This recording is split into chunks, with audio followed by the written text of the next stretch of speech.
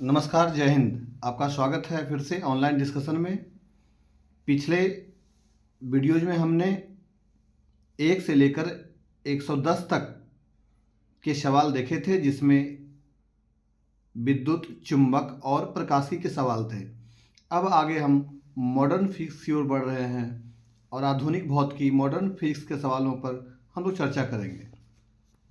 आपका पहला सवाल है, फोटॉन क्या है, इसके गुणों को लिखें।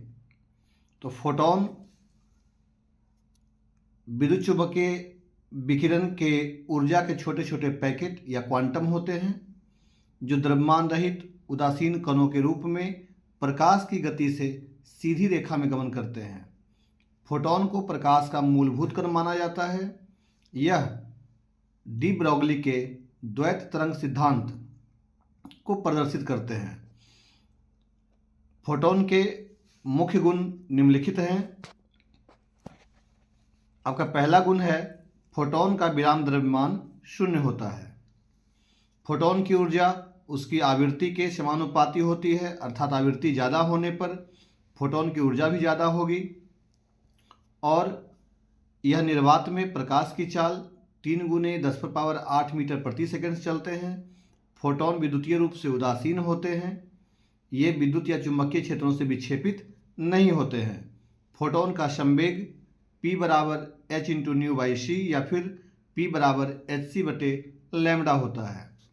ये कणों की तरह टकराते हैं और तरंग की तरह व्यतिकरण का गुण प्रदर्शित करते हैं।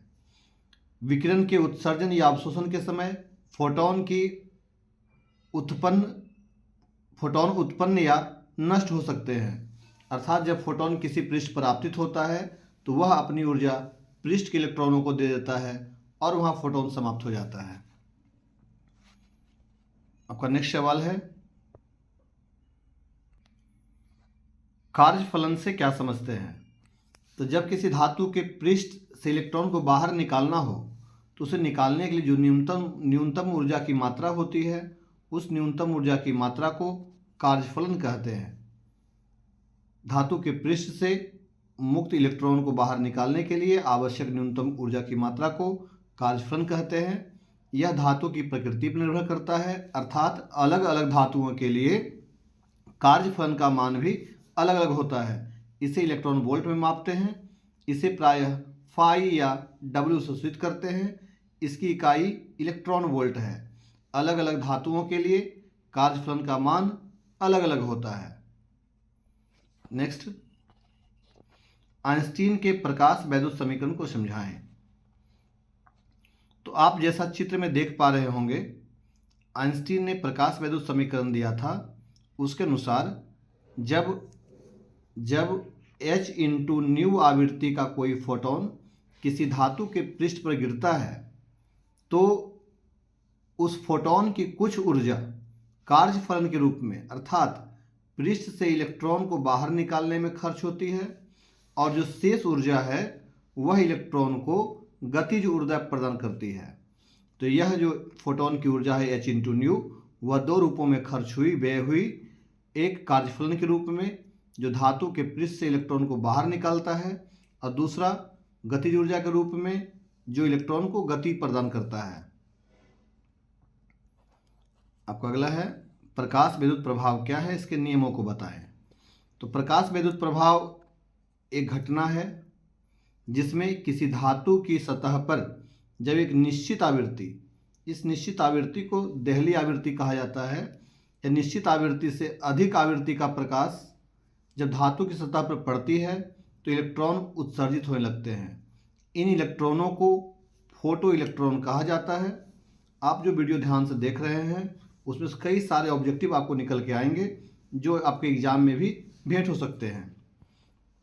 प्रकाश विद्युत प्रभाव के निम्नलिखित नियम हैं। उन नियमों पर गौर किया जाए तो इलेक्ट्रॉन तभी निकलते हैं जब प्रकाश की आवृत्ति एक निश्चित न्यूनतम आवृत्ति से अधिक हो। उस निश्चित न्यूनतम आवृत्ति को देहली आवृत्ति, थ्रेशोल्ड फ्रीक्वेंसी कहा जाता है। जब प्रकाश धातु के सतह पर पड़ते हैं तो इलेक्ट्रॉन तुरंत निकलते हैं, अर्थात प्रकाश के पड़ने और इलेक्ट्रॉन के उत्सर्जन के बीच में कोई समय अंतराल नहीं होता है। उत्सर्जित इलेक्ट्रॉनों की संख्या आपतित प्रकाश की तीव्रता पर निर्भर करती है, अर्थात आपतित प्रकाश की तीव्रता अधिक होगी तो अधिक मात्रा में इलेक्ट्रॉन उत्सर्जित होंगे, लेकिन इलेक्ट्रॉन उत्सर्जित होंगे या नहीं होंगे यह देहली आवृत्ति पर निर्भर करता है। उत्सर्जित इलेक्ट्रॉनों की अधिकतम गतिज ऊर्जा आपतित प्रकाश की आवृत्ति पर निर्भर करती है, तीव्रता पर निर्भर नहीं करती है, क्योंकि फोटोन की जो ऊर्जा होती है वह उसकी आवृत्ति पर निर्भर करती है। E बराबर h इंटू न्यू होता है। यह प्रकाश की आवृत्ति और कार्यफलन के बीच निम्नलिखित संबंध का पालन करता है कि काइनेटिक एनर्जी मैक्सिमम मतलब अर्थात गतिज ऊर्जा जो मैक्सिमम होगी वह h into nu minus phi या फिर h into nu minus W के बराबर होगी, क्योंकि पिछले क्वेश्चन में आपने आइंस्टीन के प्रकाश विद्युत समीकरण को पढ़ा था। प्रकाश वोल्टीय सेल तथा प्रकाश चालकीय सेल क्या है? तो प्रकाश वोल्टीय सेल वह यंत्र है जो प्रकाश ऊर्जा को सीधे विद्युत ऊर्जा में बदलता है। यह फोटोवोल्टीय प्रभाव पर आधारित होता है। जब प्रकाश की किरणें सेल की अर्धचालक सतह पर पड़ती है तो वहाँ इलेक्ट्रॉन मुक्त होते हैं और ये मुक्त इलेक्ट्रॉनों के कारण प्लेटों के मध्य विभवांतर उत्पन्न होता है और विद्युत धारा प्रवाहित होती है। प्रकाश चालकीय सेल, जैसा नाम से ही क्लियर है कि प्रकाश पड़ने पर पदार्थ की विद्युत चालकता बढ़ जाती है और प्रतिरोध कम हो जाता है। यह प्रकाश चालकता के सिद्धांत पर कार्य करता है। यह इस सिद्धांत पर कार्य करता है कि जब प्रकाश अर्धचालक पदार्थ पर पड़ता है तो इलेक्ट्रॉन और होल के युग्म उत्पन्न होते हैं। ये इलेक्ट्रॉन और होल युग्म जो है वे आवेशवाहक होते हैं। जब इन आवेशवाहकों की संख्या बढ़ती है तो सेल की चालकता भी बढ़ जाती है। इसका उपयोग हम उन जगहों पर करते हैं जहां पर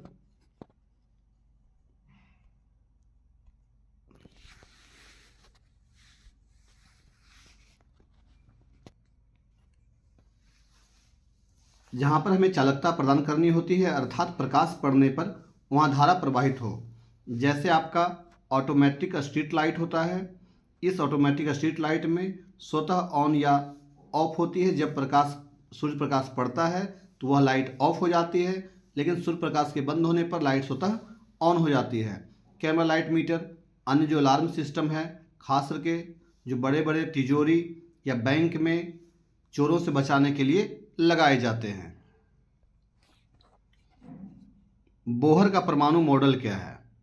तो बोहर ने रदरफोर्ड के परमाणु मॉडल में सुधार के लिए जो मॉडल प्रस्तुत किया था उसके अनुसार हाइड्रोजन परमाणु में इलेक्ट्रॉन नाभिक के चारों ओर निश्चित त्रिज्या और ऊर्जा के साथ वृत्ताकार पथों में घूम सकता है। इन वृत्ताकार पथों को कक्षा या अस्थायी ऊर्जा स्तर कहते हैं। ये कक्षाएं नाभिक के चारों ओर संकेंद्रीय वृत्ताकार रूप में व्यवस्थित होती है। साथ ही साथ कक्षा में इलेक्ट्रॉन की ऊर्जा समय के साथ परिवर्तित नहीं होती है। एक निश्चित ऊर्जा के साथ इलेक्ट्रॉन नाभिक के चारों ओर अस्थायी कक्षा में चक्कर लगाता है। कोई इलेक्ट्रॉन यदि निम्न स्थायी स्तर से उच्च स्थायी स्तर में जाता है तो वह आवश्यक ऊर्जा को अवशोषित करेगा, अर्थात अवशोषण के बाद वह निम्न स्तर से उच्च स्तर में चला जाता है। जबकि यदि उच्च अस्थायी स्तर से यदि निम्न स्तर में आता है तो जो ऊर्जा का अंतराल होगा उस ऊर्जा का वह उत्सर्जन करता है। यह जो उत्सर्जन है वह फोटोनों के रूप में होता है। यदि उच्च ऊर्जा से निम्न ऊर्जा में आ रहा हो तो E2 माइनस E1 बराबर h इंटू न्यू, जहाँ E1 निम्न ऊर्जा तथा E2 उच्च ऊर्जा स्तर की अवस्थाएं हैं और h प्लांक नियतांक है। साथ ही साथ बोहर के अभिगृहित में इलेक्ट्रॉन का कोणीय संवेग mvr nh/2 पाई, अर्थात जो कोणीय संवेग होता है वह nh/2 टू पाई का पूर्ण गुणज होता है। NH/2 पाई का पूर्ण गुणज होता है, अर्थात एक इलेक्ट्रॉन केवल उन्हीं कक्षाओं में घूम सकता है जिनमें कोणीय संवेग का मान H/2 पाई का पूर्ण गुणज होगा। इलेक्ट्रॉन वोल्ट से क्या समझते हैं? इलेक्ट्रॉन वोल्ट वह ऊर्जा है जो एक इलेक्ट्रॉन को 1 वोल्ट के विभवांतर पर गुजरने पर मिलती है या उसका त्याग करता है। अर्थात 1 वोल्ट विभवांतर पर किसी एक इलेक्ट्रॉन को प्रवाहित करने में जो किया गया कार्य है वह इलेक्ट्रॉन वोल्ट कहलाता है और इसका मान 1.6 गुने 10⁻⁻19 जूल होता है। कई बार आपके ऑब्जेक्टिव में पूछे जाते हैं कि इलेक्ट्रॉन वोल्ट किसका मात्रक है? इसका आंसर होगा ऊर्जा का मात्रक है। अगला है हाइड्रोजन स्पेक्ट्रम के विभिन्न श्रेणियों के नाम तथा क्षेत्र बताएं। तो हाइड्रोजन स्पेक्ट्रम में जैसा हमने पढ़ा था बोहर के अभिगृहित में कि जब इलेक्ट्रॉन उच्च ऊर्जा स्तर से निम्न ऊर्जा स्तर में आता है तो उस ऊर्जा के अंतराल के बराबर ऊर्जा का वह उत्सर्जन करता है। उसी के आधार पर हाइड्रोजन के स्पेक्ट्रम के निम्नलिखित श्रेणियां हैं जिन्हें आप याद रख सकते हैं। पहला है लाइमन श्रेणी, जब उत्सर्जन पहली कक्षा को होता है। दूसरा बामर श्रेणी, तीसरा पश्चन श्रेणी, चौथा ब्रैकेट श्रेणी, पांचवा फुंड श्रेणी। और इसे याद रखने के लिए एक ट्रिक है, लाल बाल पाल बेस्ट फ्रेंड, अर्थात L से लाइमन, B से बामर, P से पश्चन, B से ब्रैकेट और F से फुंड। और ये सभी स्पेक्ट्रम किस क्षेत्र में आते हैं वह आप याद रख सकते हैं। लाइमन पराबैंगनी, बामर दृश्य, पश्चन, ब्रैकेट और फुंड ये अवरक्त क्षेत्र में आते हैं। अब अगला है रदरफोर्ड का परमाणु मॉडल क्या है।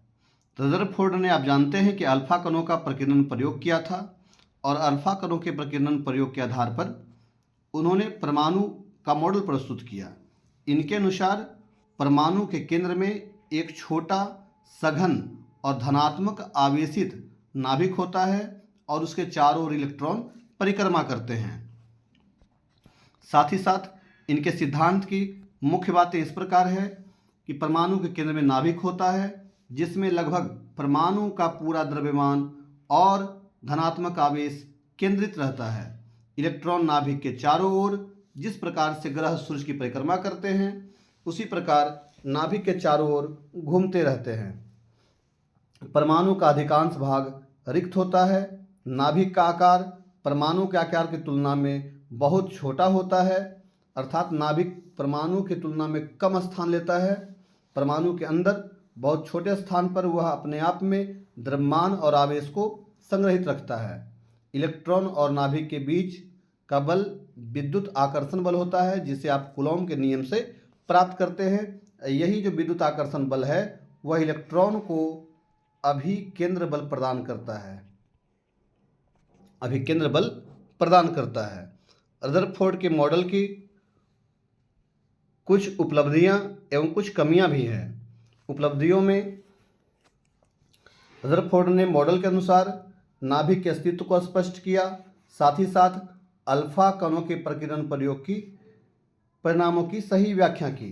लेकिन कुछ कमियां हैं। उन कमियों के अनुसार कि यदि इलेक्ट्रॉन ऊर्जा विकृत करता हुआ अगर नाभिक के चारों ओर घूमता रहेगा तो उसकी ऊर्जा घटती जाएगी और अंततः नाभिक में गिर जाएगा, परंतु ऐसा नहीं होता है। साथ ही साथ यह मॉडल परमाणु के अस्थिरता की व्याख्या नहीं कर सका एवं हाइड्रोजन स्पेक्ट्रम की भी सही व्याख्या नहीं कर सका। इस प्रकार हमने देखा रदरफोर्ड का परमाणु मॉडल। आगे इलेक्ट्रॉन के संक्रमण से क्या समझते हैं। तो इलेक्ट्रॉनों का एक निश्चित ऊर्जा स्तर से दूसरी ऊर्जा स्तर में जाना, ऊर्जा स्तर का मतलब है कक्षा, एक निश्चित ऊर्जा स्तर से दूसरी ऊर्जा स्तर में जाना इलेक्ट्रॉन का संक्रमण कहलाता है। यह संक्रमण दो प्रकार के हैं।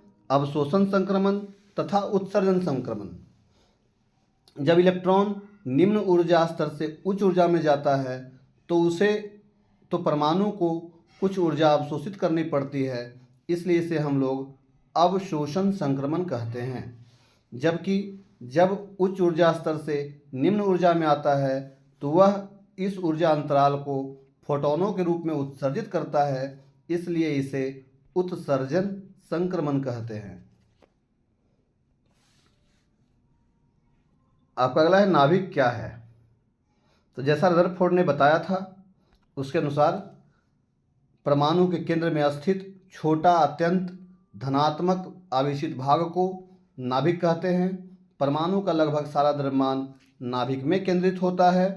और इसके बारे में आप डिटेल से जानें तो नाभिक की स्थिति परमाणु के केंद्र में होती है। इसका आवेश धनात्मक होता है। लगभग परमाणु का समस्त द्रव्यमान नाभिक में केंद्रित होता है। नाभिक के अंदर जो कण हैं वो प्रोटॉन और न्यूट्रॉन हैं, जिन्हें संयुक्त रूप से न्यूक्लियॉन कहा जाता है। परमाणु की तुलना में नाभिक का आकार बहुत छोटा होता है और नाभिक के अंदर न्यूक्लियॉन जो है वो प्रबल नाभिकीय बल द्वारा बंधे होते हैं।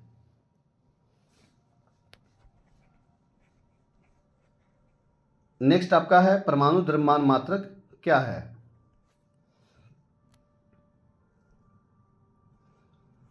तो परमाणु द्रव्यमान मात्रक एक इकाई है जिसकी सहायता से हम परमाणु, नाभिक या हल्के कणों के द्रव्यमान को मापते हैं।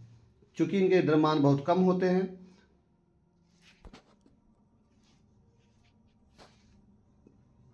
कार्बन 12 के परमाणु द्रव्यमान का 12वां भाग, कार्बन 12 के परमाणु द्रव्यमान का 12वां भाग एक परमाणु द्रव्यमान मात्रक कहलाता है। इसे संक्षेप में AMU सूचित करते हैं। एक AMU बराबर कार्बन 12 के एक परमाणु का द्रव्यमान का 12वां भाग। एक AMU का मान 1.66 गुने 10⁻⁻27 kg होता है और इसी मानक की सहायता से हम परमाणु एवं नाभिक के द्रव्यमान को मापते हैं। अगला आइंस्टीन के द्रव्यमान ऊर्जा संबंध को समझाएं। ये बहुत ही फेमस है। आइंस्टीन का सिद्धांत के अनुसार से E बराबर m/c²। यह जो आइंस्टीन का द्रव्यमान ऊर्जा संबंध है वह द्रव्यमान और ऊर्जा के एक दूसरे में परिवर्तन को बताता है। अर्थात द्रव्यमान ऊर्जा का ही एक रूप है और ऊर्जा को द्रव्यमान में तथा द्रव्यमान को ऊर्जा में बदला जा सकता है। इस समीकरण के अनुसार E बराबर mc² के अनुसार E ऊर्जा की मात्रा, m द्रव्यमान की मात्रा और c प्रकाश की चाल है। द्रव्यमान क्षति एवं नाभिकीय बंधन ऊर्जा क्या है। तो द्रव्यमान क्षति की यदि बात करें तो किसी नाभिक को बनाने वाले कण प्रोटॉन और न्यूट्रॉन हैं। इनका कुल द्रव्यमान और उस नाभिक के वास्तविक द्रव्यमान के बीच का जो अंतर है वह द्रव्यमान क्षति कहलाता है। अर्थात काउंटिंग करने पर हमें जो द्रव्यमान प्राप्त होता है वह वास्तविक द्रव्यमान से कुछ भिन्न प्राप्त होता है। इस कमी को द्रव्यमान क्षति कहते हैं और यह सूत्र आपके लिए इम्पोर्टेंट है। यह सूत्र समझ सकते हैं। सूत्र के लिए यह आपका गणना द्वारा प्राप्त है और यह आपका वास्तविक द्रव्यमान है। इसमें जो कमी है उस कमी के कारण से जो अंतर आता है उसे हम द्रव्यमान क्षति कहते हैं। और उसका कारण यह है कि यह द्रव्यमान क्षति वास्तव में नाभिकीय बंधन ऊर्जा में परिवर्तित हो जाती है, जो आपका अगला टॉपिक है नाभिकीय बंधन ऊर्जा। किसी नाभिक को उसके सभी प्रोटॉन एवं न्यूट्रॉन में पूर्णतः अलग अलग करने के लिए आवश्यक न्यूनतम ऊर्जा को नाभिकीय बंधन ऊर्जा कहते हैं। अर्थात यदि हम नाभिक को इतनी ऊर्जा दे दें कि अपने न्यूक्लियनों को मुक्त कर दे तो वह ऊर्जा की मात्रा नाभिकीय बंधन ऊर्जा कहलाती है। और यह जो नाभिकीय बंधन ऊर्जा है वह उसकी द्रव्यमान क्षति के ऊर्जा के बराबर होती है। अगला, नाभिकीय विखंडन क्या है। जैसा नाम से ही क्लियर है कि नाभिकीय विखंडन का अर्थ है नाभिक का विखंडन। जब कोई भारी नाभिक पर न्यूट्रॉन का प्रहार कराया जाता है तो वह टूटकर दो या हल्के अधिक नाभिकों में विभाजित हो जाता है। साथ ही साथ इसके साथ अत्यधिक ऊर्जा मुक्त होती है और अतिरिक्त न्यूट्रॉन निकलते हैं। जैसा आप चित्र में देख पा रहे हैं कि जब यूरेनियम के नाभिक पर मंद वेग का प्रहार कराया गया, मंद वेग के न्यूट्रॉन का प्रहार कराया गया, तो यह बेरिलियम और क्रिप्टन में टूट गया। साथ ही साथ इससे कुछ अन्य न्यूट्रॉन भी निकले। यह और साथ में काफ़ी मात्रा में ऊर्जा मुक्त होती है।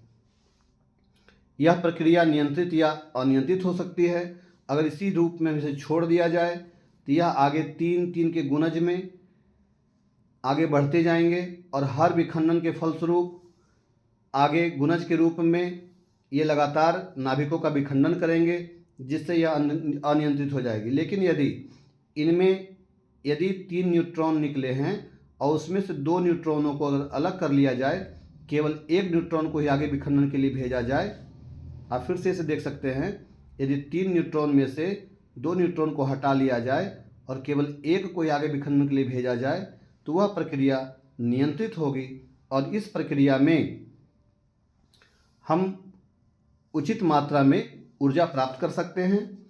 इसका उपयोग नाभिकीय रिएक्टर बनाने में, साथ ही साथ परमाणु बम बनाने में किया जाता है। लेकिन ध्यान देने वाली बात है कि जब नियंत्रित विखंडन करवाते हैं तो वहाँ परमाणु रिएक्टर का में उपयोग करते हैं और परमाणु बम जो विनाशकारी है इसमें अनियंत्रित विखंडन का उपयोग किया जाता है। आपका अगला है नाभिकीय संलयन क्या है। तो नाभिकीय विखंडन के ठीक विपरीत नाभिकीय संलयन की क्रिया है और नाभिकीय संलयन में 2 या अधिक हल्के नाभिक परस्पर जुड़कर भारी नाभिक का निर्माण करते हैं। इस प्रक्रिया में भी काफ़ी अधिक ऊर्जा मुक्त होती है। सूर्य और अन्य तारों में हाइड्रोजन नाभिक का संलयन होकर हीलियम नाभिक बनता है और काफ़ी ऊर्जा मुक्त होती है। तो आपके सूर्य में ऊर्जा का आधार क्या है, तो नाभिकीय संलयन, साथ ही साथ हाइड्रोजन बम नाभिकीय संलयन पर आधारित है। नेक्स्ट आपका समस्थानिक, समभारिक, समन्यूट्रॉनिक क्या है। ये नाभिकों के वर्गीकरण के आधार पर, न्यूक्लियनों की संख्या के आधार पर नाभिकों का वर्गीकरण किया गया, जिसमें पहला आपका है समस्थानिक में जिन्हें समप्रोट्रॉनिक भी कहा जाता है। इनमें परमाणु क्रमांक समान होंगे किंतु द्रव्यमान संख्या भिन्न भिन्न होती है। इसका कारण है कि प्रोटॉन की संख्या समान होती है किंतु न्यूट्रॉन की संख्या भिन्न भिन्न होती है। जैसे आप देख पा रहे हैं हाइड्रोजन के समस्थानिक या यूरेनियम 235 एवं यूरेनियम 238। इसके बाद आपका है समभारिक, जिसमें वैसे परमाणु जिनमें द्रव्यमान संख्या समान होती है किंतु परमाणु संख्या भिन्न भिन्न होती है।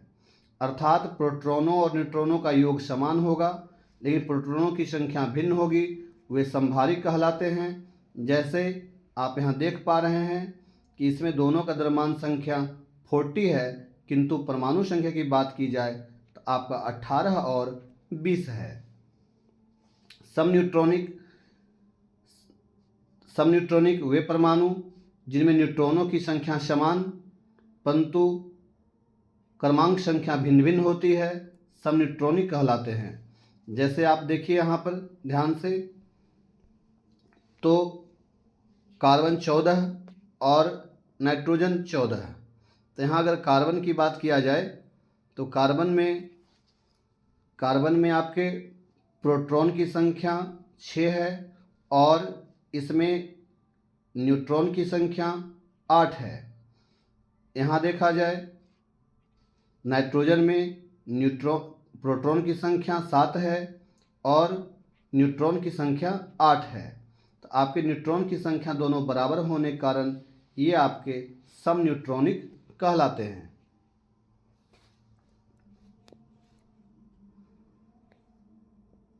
अगला है आपका रेडियो सक्रियता क्या है। रेडियो सक्रियता क्या है इसकी बात करते हैं। रेडियो सक्रियता स्वतः होने वाली घटना है, एक प्राकृतिक घटना है जिसमें एक अस्थिर परमाणु का नाभिक स्वतः ही विभिन्न कणों जैसे अल्फा, बीटा और गामा किरणें उत्सर्जित करती है और उत्सर्जित कर अस्थिर बनने का प्रयास करती है। अर्थात जो अस्थायी नाभिक हैं वो अस्थायी नाभिक की ओर प्रचलित होने के लिए स्वतः ही अल्फा, बीटा और गामा किरणें उत्सर्जित करती हैं। यह जो प्रक्रिया है वह स्वतः होने वाली प्रक्रिया है। इसे आप नियंत्रित नहीं कर सकते हैं, न भौतिक विधि से न रासायनिक विधि से। इस पर ताप, दाब या रासायनिक अवस्था का कोई प्रभाव नहीं पड़ता है। इसमें ऊर्जा का उत्सर्जन होता है। तो नाभिकीय विखंडन और संलयन से अलग यह एक ऐसी प्रक्रिया है जो स्वतः होने वाली प्रक्रिया है। स्वतः अस्थायी जो नाभिक हैं उन नाभिकों से स्वतः ही अल्फा, बीटा, गामा किरणें निकलती रहती हैं। आपका अगला इम्पोर्टेंट और ऑब्जेक्टिव से भरा हुआ है, अल्फा, बीटा, गामा कणों के गुणों को बताएं। तो अभी आपने देखा कि नाभिकीय जब क्षयन होता है अर्थात जब रेडियो एक्टिव विघटन होता है तो उस दौरान अल्फा, बीटा एवं गामा किरणें रेडियो सक्रियता के दौरान निकलती है और इनके गुणों में निम्नलिखित अंतर है। पहला है प्रकृति। तो अल्फा हीलियम का नाभिक होता है, बीटा तीव्र गति वाला इलेक्ट्रॉन है और गामा विद्युत चुंबकीय तरंगे हैं। आवेश की बात की जाए तो आवेश अल्फा कण का आवेश धनात्मक होगा चूँकि हीलियम का नाभिक है। बीटा कण का आवेश ऋणात्मक होगा, ऋणावेशित कण होते हैं, जबकि गामा कण उदासीन होते हैं चूँकि यह फोटोनों के रूप में प्राय होते हैं। द्रव्यमान अल्फा कण का सबसे अधिक, बीटा का उससे कम और गामा किरणों का द्रव्यमान लगभग 0 होता है। वेग अल्फा कण का सबसे कम, बीटा का अल्फा से अधिक और गामा किरणों का वेग प्रकाश के वेग से बराबर होता है। वेधन क्षमता अल्फा कणों की सबसे कम होती है, बीटा कण का इससे ज़्यादा होता है और गामा कण का सबसे ज़्यादा होता है। आयनीकरण की क्षमता सबसे अधिक अल्फा कणों की, उससे कम बीटा कणों की और सबसे कम गामा कणों की होती है। विद्युत चुंबकीय प्रभाव में चूँकि अल्फा कण और बीटा कण आवेशित कण हैं इसीलिए विद्युत चुंबकीय क्षेत्र में ये विक्षेपित होते हैं, जबकि गामा किरण जो है वह आपका उदासीन कण है। उदासीन होने के कारण से इस पर विद्युत क्षेत्र का कोई प्रभाव नहीं पड़ता है। यहाँ याद रखने वाली जो बात है वह इस प्रकार से कि अल्फा की आयनीकरण क्षमता सबसे अधिक, बीटा की अल्फा से कम और गामा की सबसे कम होती है, जबकि वेधन क्षमता अल्फा की सबसे कम, बीटा की उससे अधिक और गामा की सबसे अधिक होती है।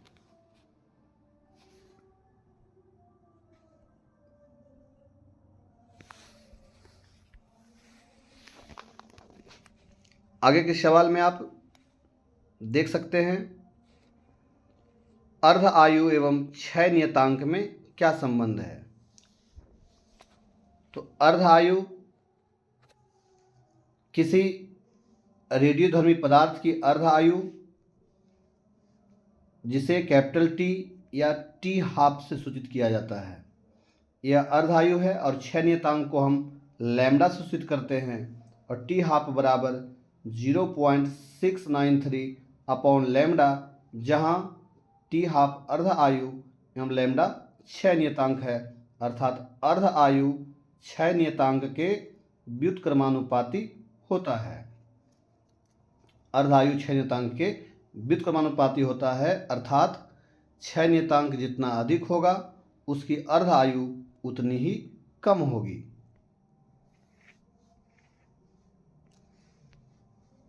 आपका अगला है कि अर्ध आयु से क्या समझते हैं।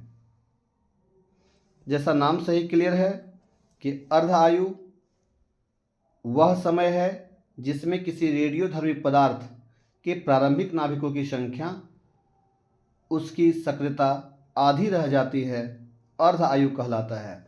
अर्थात यदि कुछ समय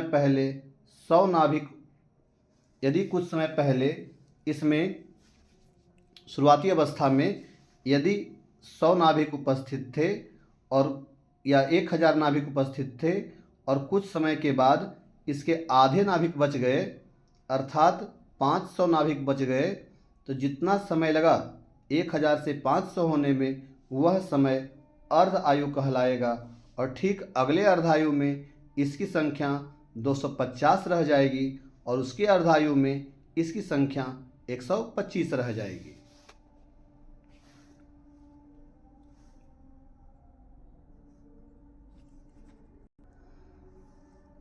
इस वीडियो में इतना ही। आप चैनल के साथ जुड़े रहें। अगले वीडियो में फिर हम मॉडर्न के और आगे के सवालों की ओर ले चलेंगे। तब तक के लिए जय हिंद, जय भारत।